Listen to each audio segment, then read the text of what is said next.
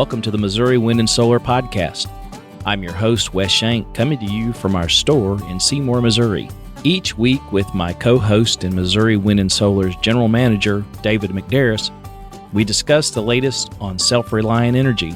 Check out our additional educational information, including dates for our hands-on workshops conducted in Seymour, on our website, windandsolar.com. Thank you for listening to our podcast, and if you haven't already done so, please consider subscribing. Okay, welcome to our podcast today. Thanks for tuning in. I've got David here with me, and we are on a cold February afternoon. Yeah. Ready to do some podcasting. Yeah. So, Wes, long overdue, I figure, but you're now in your new home, now in the new big OffGrid home. So yes. Tell me a little bit about that. How did everything come to pass, and how's it going? Well, was it right at a year? Long time. I think it was right. A long time. Because I was trying to remember. It seemed like it was. We started March. Yeah, we started March last year. Yeah. It was rain that was killing us last year, so we pushed right against the envelope there. So yeah, Crystal and I have officially moved into the OffGrid house, and it's really been great. We've really enjoyed it. I think to start off, a couple of things. One, we have an incredible staff and resource here at Missouri Wind that is, I think they've both enjoyed being able to be a part of the project. Yeah. And really have a lot of, it's not every day that you get a super hands-on project like that. Yeah. And as everyone knows who's listened to the podcast for more than a week, I have zero capability. So the team has really had a lot of ability to work on it. So it's not zero capability yet, but it has been nice, and it has been getting to put hands on and getting to see firsthand some of the benefits and some of the challenges. Yeah, there's been both. So as of today, it really is great. And even after we just had this very significant snow event. Yeah. And what's weird, and I say that, what do we have? We have 4 to 6 inches of snow. This last one we had actually depending on where you were at, but around the Seymour area was a little over 8 inches. Was it that much? Yeah. Okay, because it sure screwed things up. There was a lot of drifting, and a lot, some places had 2 inches, and some places had 20 inches. Of course, our front door had 24. So could burrow your way in. But yeah, so that was quite an event, and we didn't miss a beat. I mean, it was now. I got the truck stuck out there. That's a whole different story. That didn't have anything to do with my off-grid situation. That had to do with poor judgment on a county road. But yeah, so we've had a really great time. I would tell you that if anybody was to come and, spend a day or a week at the house, you would be hard-pressed to know that you were off-grid. Right. I mean, it's just the team did a great job putting together the plan for the house. We executed extremely well. We did have a lot of things, and we're going to talk about these over the next 3 episodes, and we'll go through some of those. But yeah, we did a great thing. And I guess probably the first thing we would start to talk about is we did make some specific choices in how we wanted to build the house. I mean, first off, it is earth berm, which is a great benefit as far as your climate control built on that. So that's a great benefit there. And then we have a incredibly high efficient heating and air conditioning system in there. And I mean, that thing, I think I was telling Sam the other day, I think when that thing runs, I was looking at it, and it was like pulling like 300 watts or something. It was it's super some efficient. Incredibly low wattage. But we did gas water heater and a gas stove. Right. And those were really more a choice of how we wanted. I'm a fan of cooking on a gas stove, and we wanted on-demand hot water. So everything else, including like our washer dryer for clothes, it's electric. So we have a lot of power there. So we really designed the place to be incredibly efficient, but also be able to handle the load. What do we have out in panels? We have 36 mission. 420 watt. Yeah. I think they're missions. Yeah, they're mission. 420 watt, and they're on trackers. There's 12. They're on 12 panel trackers. Right. There's 3 individual trackers. So, yeah. So we have a lot of electricity on the racks, and with the trackers, it makes it just that much greater potential. And then we have 5 supposed, so we'll talk about that in a couple of weeks, of 48 volt, 410 or 420 amp hour batteries. I don't know how much I believe that, but we'll talk about that in a couple of weeks. That has been a discussion. So we'll delve into that a little bit more later. So it's a very nice configuration, and it really has provided us well. So what we wanted to start off and kind of work our way through the installation and just talk about some of the issues that we had and throw out some ideas for you if you're looking at doing this, what to look out for. And I think the first thing we decided to talk about were the trackers. Yeah, that was the first part of the install. And putting those in. And those freaking things are... They're big. They are monstrous. And so we put 3 of those in. You start off with, what's the concrete pad on this thing? 5 by 5 by 5. So they're a 5 foot by 5 foot square and 5 foot in depth. So they are a big chunk of concrete. Yeah. Very big, with a rebar cage that's built into that concrete itself. So that's what actually supports the trackers, gives them the weight that they need, so they don't, when you look at them, when they're up in the vertical position and horizontal, early in the morning, they look like big wind sails. I mean, if the wind happened to be howling, they're going to catch a lot of wind, so they have to have a huge concrete base to offset that. And we've already been through that. We've already been through at least, I think, a minimum probably of just under 40-mile-an-hour winds with those. And no harm, no foul, didn't even bother them at all. But I think some of the big things we just want to make sure as you look at trackers, one of the first things as you're putting that base in is planning where your lines are going to come and go out of there. Right. That's probably a big thing. Getting running the lines and making sure the lines are correct, because you're going to have to bring the lines up through the concrete as it's being poured. So you're going to have that, at least have that conduit ran through there to get back. If not, you're going to be laying over 5 foot of wire on top of concrete or in conduit and that's just a recipe for disaster. So you want to come up through that concrete base. So, yeah. And then there's some issue with that, but I think Whistle explained a little, that can be a very, not troublesome, but it can be very daunting task getting everything pulled through there after that's all put into place as well. Oh, yeah. Yeah. I mean, we ran into some issues with how we were planning on doing it, and frankly, we had to come in and dig some stuff back up and do it again, and it was not fun. So you really need to be particular and know. I think our challenge was that we were doing 3. Right.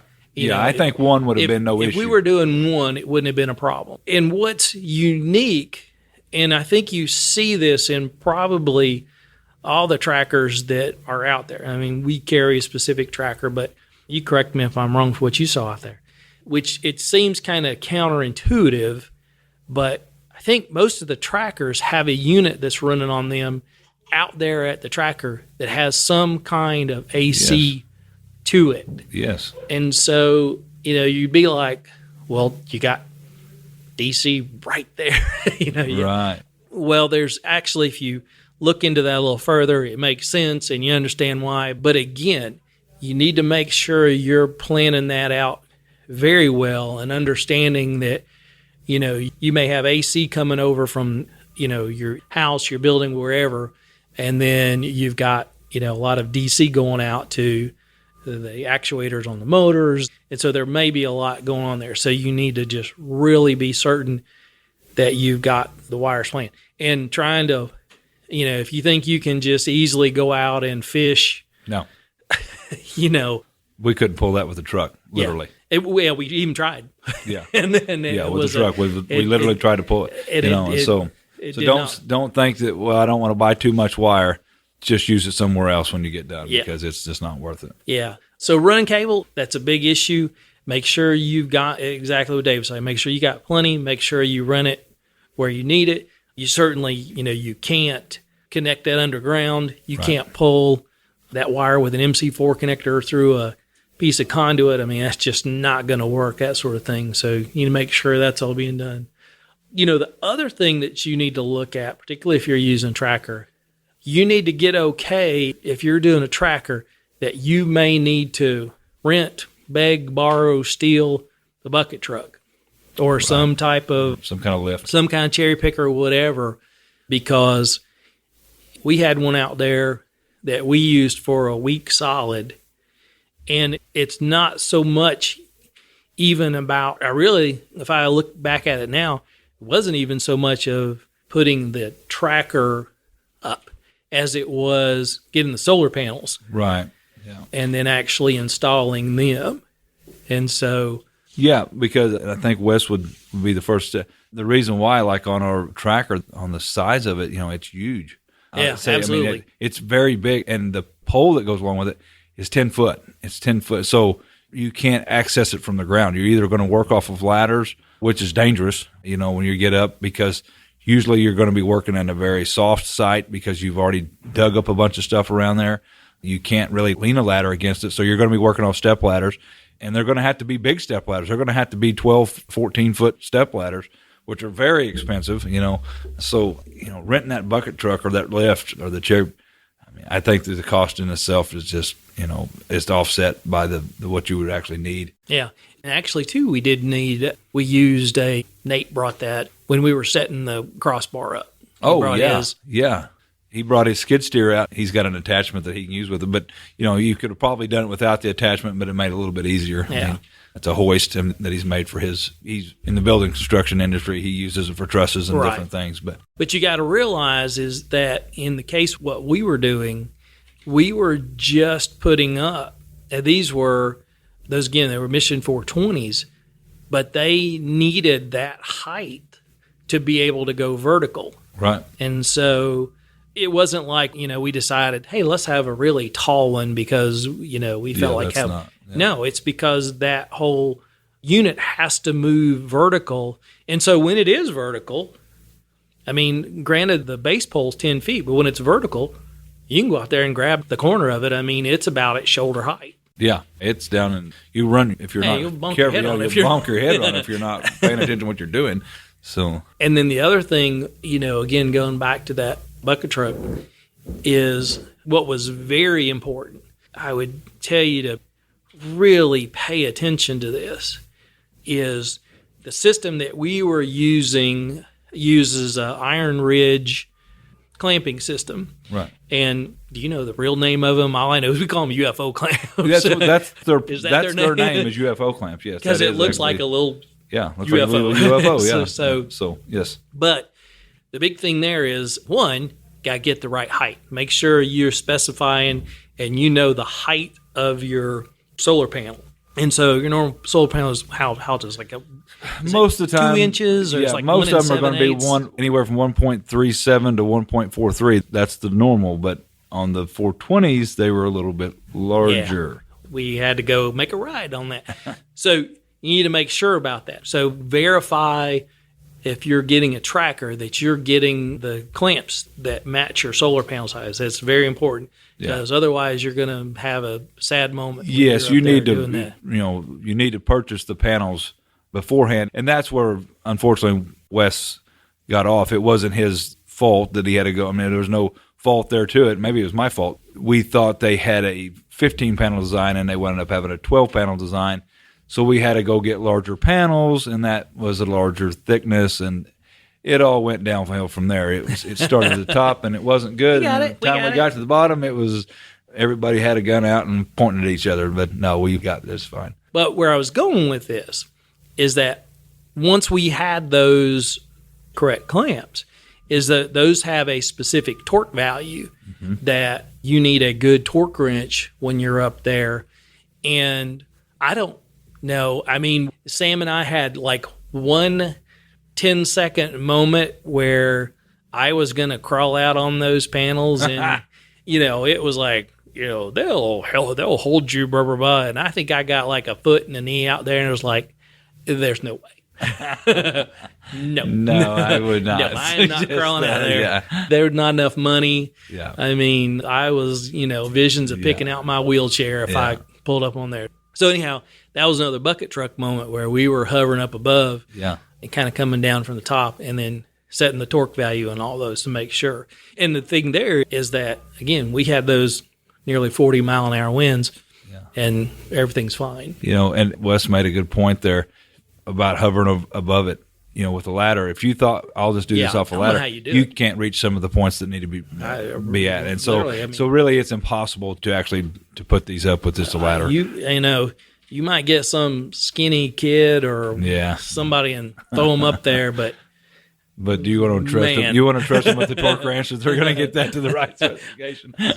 I don't, but that's just me. But so having the proper equipment was a huge deal in this tracker. Yeah, you need to make sure those are set. And then there's just some other, again, following instructions on your tracker sort of thing, setting it up, making sure that you've got, just proper greasing points, a lot of that stuff. I'm trying to think what else. Can you remember what else we came across? That was the main deal, is making sure, you had, they come in, they're not going to be greased when they come in, and that's a very crucial deal that they have to be greased. And so, there's going to be lots of little tips and tricks. The great thing is Sam was a huge part of this installation. And so if you decide to buy a tracker, and you Sam was up there the whole talk with us. Sam's done enough now. Wes is in and out of here all the time. He would probably give you tips and pointers, but he's in and out all the time. So he's taking care of the financials all the time for us. But if not, Sam's going to have a lot of good pointers and can really help your installation maybe go a lot easier versus just going out and thinking, I'm going to wing it. I'm a handyman. I can wing it. These are a little more complicated than I can just wing it type deal. It's an amazing setup. It is. They're nice. Those days that it was snowing, it was really gross out. And I think just a combination of those Mission 420s are incredible panels. Right. And then, we had the tracker moving them into optimum position, and horribly overcast, gray, pre-snowy day, we were still making, several hundred watts. Right. And if you're hunkered down for a few days, a couple hundred watts is especially if you build energy efficient really good. Like you did. It's really just the deal. It's really not a problem, and you just are able to go on and enjoy. So I don't know, what else am I missing about for the first part of the leg there, getting those trackers installed, just the trials and tribulations of it, and then seeing what they can do once they are installed and installed properly. The payoff is just, it's 100-time fold. It's awesome. It's just, there again, don't just buy one and think, this is going to be a day project for me to put up, because it's not. It's not that way. It was never intended to be that way, Yeah. So, but once you get it up. And I'll tell you this. So I don't know. I think you probably saw it. I don't know if you would know.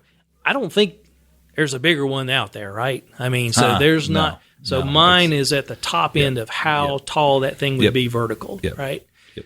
So Home Depot, they sell a squeegee. Oh yeah, So that's something. Yeah, that's something we should. Yeah, they're tall. When you I don't know that I needed it. 16 foot to the top, 16, 17.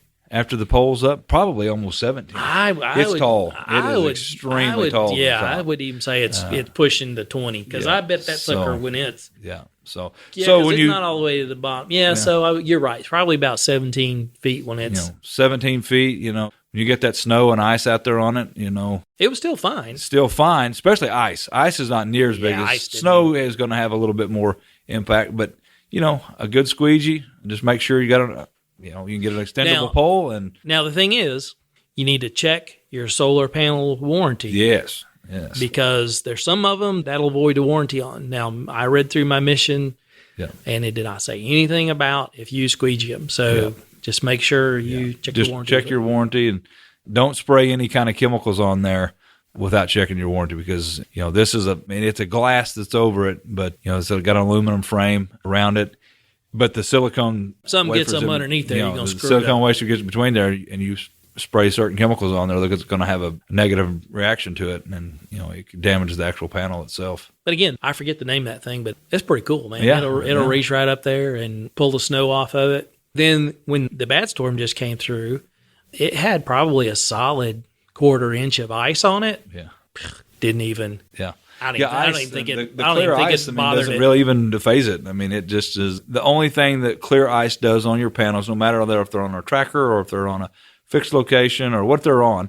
The only thing clear ice is going to do is it's going to refract the sunlight different. So instead of being a direct hit into it, it may have when it does refraction, it may throws it off a little bit. Throws it off a little bit. But it's usually going to be hitting the panel and some other portion of the panel. And so really it's going to have, less than about a 5% impact on the panel production, which is a clear ice. Sleet's a little bit different. Sleet and snow are different. So because they're actually covering up, and sunlight's not getting through that. So, but sleet doesn't really stick to it. It's really only your freezing rain and your snow. Some snow, like what we just had, is really easy to get off. It was real fine, powdery. And we had a snow here back. I don't know. It's been maybe a month ago, and it was pretty wet. It was pretty wet and heavy, and that's a little heavier. That's a little more tricky to get off, the stuff we just had. If you got the top of it and just popped it a little bit, it pretty much take it all off. It just kind of come off. So okay, all right. Well, I can't think of anything else really to hit on the trackers. No, but now that those are up and running, it's a little bit set it and forget it. But we still go out there and check on them. But just check on them. Just check them. And the longer Wes is there, and the more comfortable he becomes with his off-grid system, that will become more and more just set it and forget it type situation. So okay. All right, man. I think we're good. So keep tuning in, and we've got, I think, a couple more episodes of kind of talking about this. Look forward to you checking us out on that. Thank you for downloading and listening to the podcast today. If you have a question you'd like to hear us discuss on the podcast, or just want to say hello, email us at radio@windandsolar.com. As always, check out our store at windandsolar.com and buy some stuff. Your financial support underwrites our educational outreach, like the podcast, YouTube channel, and local STEM collaboration.